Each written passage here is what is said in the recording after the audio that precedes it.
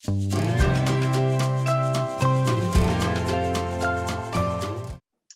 m'appelle Elisabeth Benoît-Morelli et je suis l'auteure du couscous de Noël chez Manière Jeunesse.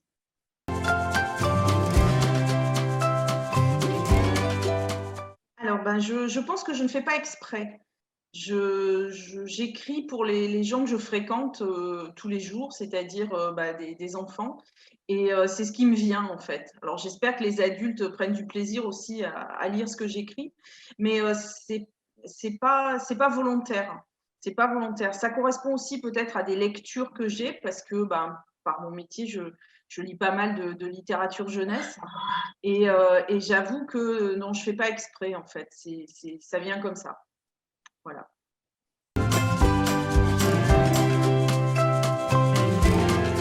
Alors l'idée à la base, c'est surtout, je voulais faire quelque chose autour de la complicité entre un grand-parent, quel qu'il soit, grand-père, grand-mère, et puis son petit enfant. Voilà, c'était vraiment le sujet qui me tenait à cœur, une histoire de complicité inconditionnelle, espèce d'amour inconditionnel qui est aussi une forme d'amitié entre eux. C'est tombé entre un grand-père et un petit-fils, c'est venu comme ça aussi. Et à la base, c'était surtout ce thème-là que je voulais traiter.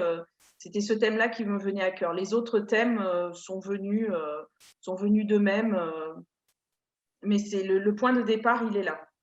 C'est cette complicité entre le grand-père et son petit-fils.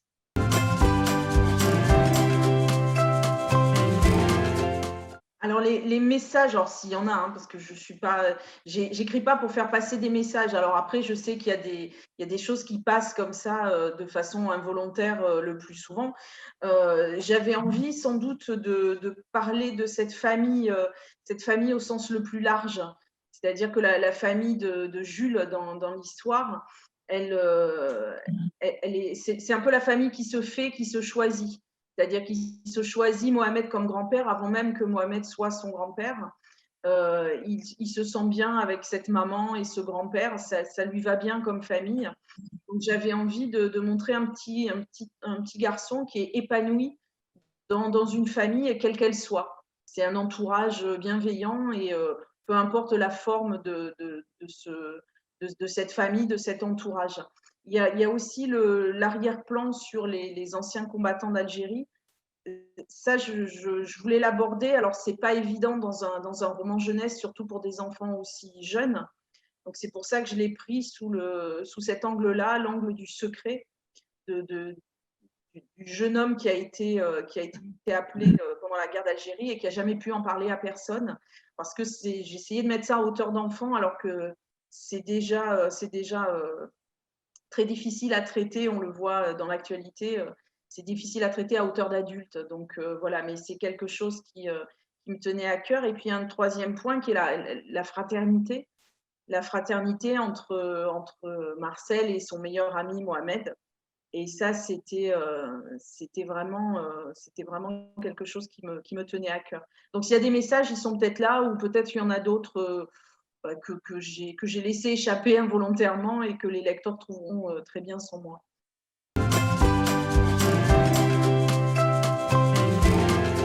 Alors, le personnage de Marcel, moi, je tiens beaucoup à ce vieux monsieur qui est tellement, qui est pour moi très, très attachant, qui est un mélange de plein de grands-pères, en fait. C'est un cocktail comme ça de plusieurs grands-pères, de plusieurs des grands-pères auxquels j'ai dédié mon livre tout au début. Marcel, c'est un peu un archétype marseillais. Il est au croisement de plusieurs cultures que j'ai représentées chacune par leur cuisine d'ailleurs. Donc lui, on comprend qu'il est d'origine italienne, sa femme est d'origine arménienne, il a son copain Mohamed qui est d'origine algérienne. Et, et lui, il est là au milieu de tout ce monde. C'est une espèce de Marseillais type, en fait, pour moi, enfin, dans mon idée.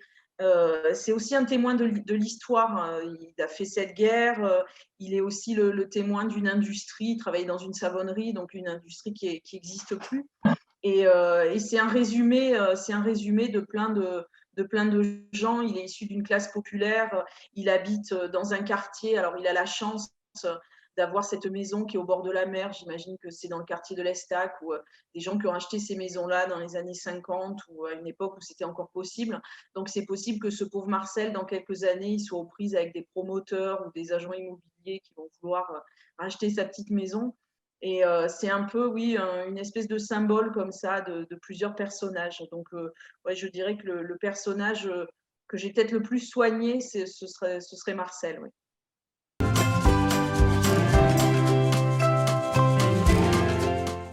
Alors, j'attache beaucoup d'importance au style quand je lis déjà. C'est important pour moi. Et quand j'écris, ben, j'essaie d'aller vers la simplicité. C'est-à-dire que c'est pour ça que ce texte est court aussi. Je ne pense pas qu'un jour je ferai, je sais pas, un gros machin comme ça là, de 500 pages. C'est pas dans ma nature. Et j'essaye d'aller vers la phrase courte, vers la plus grande clarté, la plus grande simplicité. Donc, euh, j'enlève beaucoup après quand je relis. Je nettoie beaucoup, je coupe énormément. J'essaye d'aller vers le plus de simplicité et vers aussi quelque chose qui soit lisible à voix haute. Ça, c'est important. J'attache beaucoup d'importance à la lecture à voix haute et j'essaie d'avoir quelque chose qui soit parlable, on va dire, d'où l'utilisation du présent de narration. Pour moi, c'est plus naturel. Voilà, c'est ce qui me vient le plus simplement. Mais ce que je recherche avant tout, c'est la simplicité et la clarté.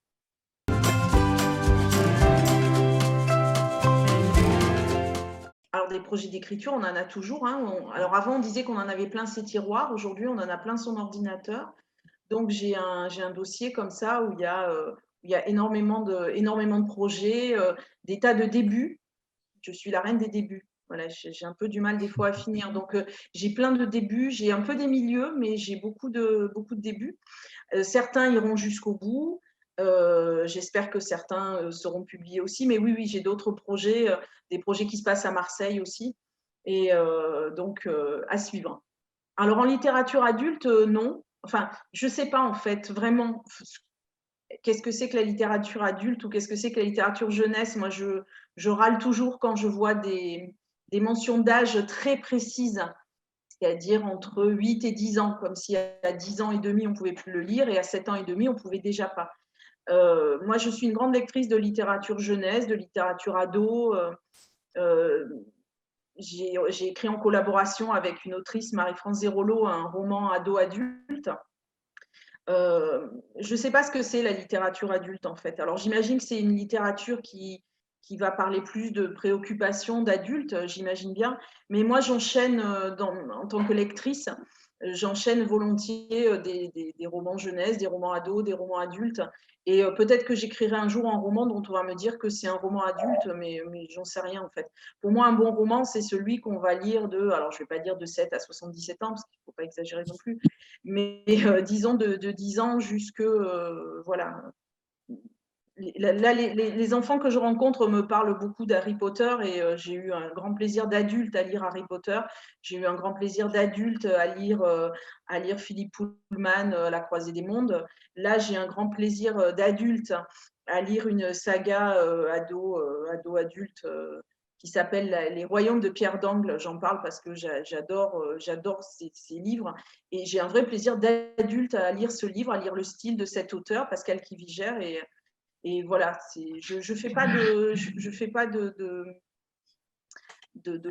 mets pas de frontière en fait entre ado et adulte. Donc peut-être un jour j'écrirai un roman adulte sans m'en rendre compte aussi.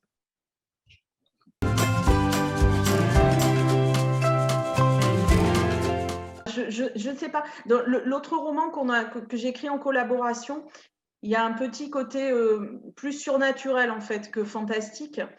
Je ne sais pas, peut-être un jour, oui, parce que je suis très fan de dragons, donc peut-être un jour j'écrirai un truc avec des dragons, ça c'est pas impossible. Après, c'est un genre en soi, hein, le fantastique, l'héroïque fantasy. Alors c'est vrai que moi c'est un genre que j'aime bien parce qu'il n'y a pas besoin de documentation. On écrit ce qu'on veut, on fait ce qu'on veut, on est dans une liberté totale. Et c'est un genre que j'aime bien lire. Après, en écrire, je ne sais pas. Pour l'instant, quand je me penche sur un sujet ou quand j'ai envie d'écrire quelque chose, c'est le quotidien qui vient d'abord. Même si après, ça se teinte de surnaturel éventuellement. Mais partir dans la grande tradition d'Heroic Fantasy avec des elfes, des machins, ou je sais pas. Je sais pas si j'en serais capable en fait. Puis c'est souvent des gros bouquins, donc ça me fait un peu peur.